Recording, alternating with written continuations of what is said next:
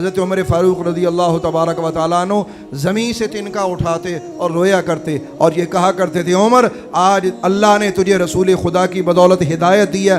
तो तिनका उठाकर ये कहा करते थे, काश उमर ये तिनका होता, उमर तू को ज़िंदा इंसान ना होता जिससे अल्लाह सवाल करेगा। ये कौन कह रहा है?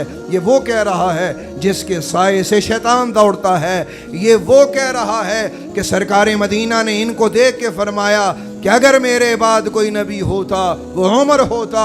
ये कौन कह रहा है कि जिसके दिल पर आयत उतरने से पहले हुक्म नाजिल हो रहा है? कौन उमर? ये वो उमर है कि जिसको बाहर कब्रस्तानों में जाके आधी रात को ढूंढा जाता और बुलंद आवाज़ से रोने की आवाज़ें सुनी जाती तो पूछा जाता कि ये कब्रिस्तान में बुलंद आवाज़ से रात को कौन रो रहा है? तो देखने वाले देखा करते कि एक कोने में बैठे पुरानी खबरों के पास बैठकर जो हस्ती रोया करती थी उसका नाम फारूक आज़म था।